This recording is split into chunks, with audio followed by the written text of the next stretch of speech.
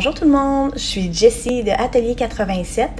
Aujourd'hui, je vous présente la transformation d'un bureau que j'ai fait dans le courant un peu de la journée et de la nuit. Donc parfois vous allez voir des photos un peu plus sombres, je suis désolée. Donc on commence la transformation par déshabiller le bureau, enlever tout ce qui n'est pas nécessaire, nettoyer aussi nos surfaces de bois avec le nettoyant démaquillant de Colorantic. Aussi ensuite, on patche les trous, on sable pour vraiment aller graffiner nos surfaces.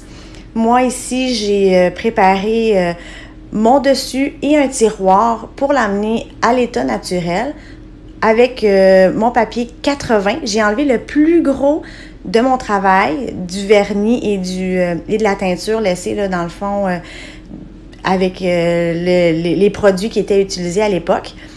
Et j'ai terminé avec mon papier numéro 150 pour vraiment adoucir ma surface, puis enlever des fois on laisse là, des petites marques avec la sableuse. Donc il faut vraiment aller nettoyer la surface pour la rendre égale, douce. C'est important de bien apprêter la surface pour l'application de la teinture, sinon toutes les marques vont paraître. On veut pas ça. Pour la prochaine étape, j'applique l'après Agripptool Colorantic pour aider la peinture à adhérer à la surface. Pour ce projet-là, j'ai utilisé une couleur orange. Moi, je l'adore. C'est un must. Parfois, c'est le fun de faire des projets avec du blanc, mais là, c'était vraiment trippant de pouvoir appliquer des couleurs. J'ai vraiment eu du plaisir.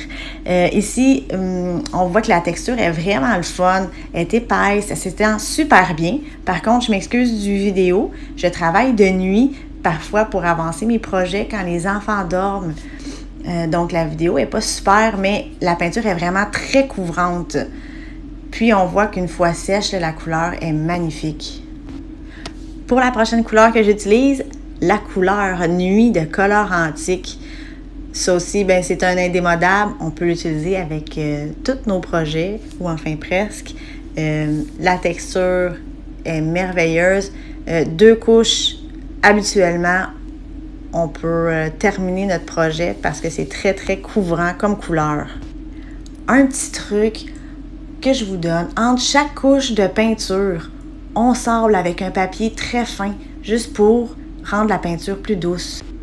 Ici, c'est une autre étape amusante. Vraiment, j'ai eu beaucoup de plaisir à créer. J'ai utilisé des pochoirs de fleurs et la couleur cappuccino et verre de vin. J'ai mélangé des couleurs ensemble.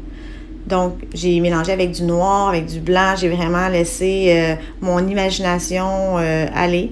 Puis, j'ai créé un vieux rose et un vieux mauve que j'ai appliqué sur les étampes, qu'on fait en 2 parties. Donc, la première étampe qui est assez grosse, qui est le fond de la fleur. Donc, on commence par les étaler. Vous allez voir, là, c'est quand même assez facile de faire des étampes 3D. Ici, je fais juste appliquer la peinture avec une éponge, quand même assez délicatement, pour ne pas en mettre dans les craques. C'est ce qui caractérise le dessin, là. Puis, j'applique l'étampe.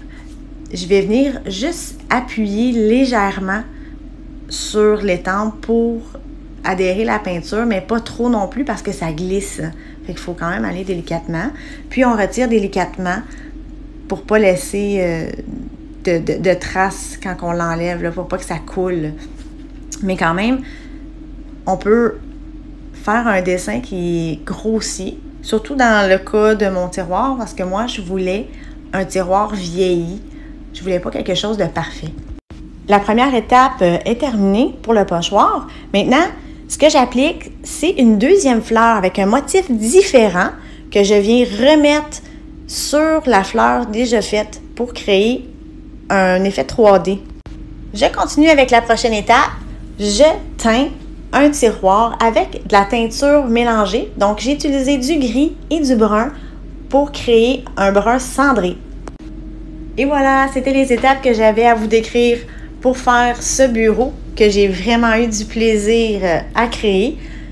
Moi, le conseil que je vous donne, amusez-vous, soyez créatifs, Puis, à la prochaine vidéo. Bye!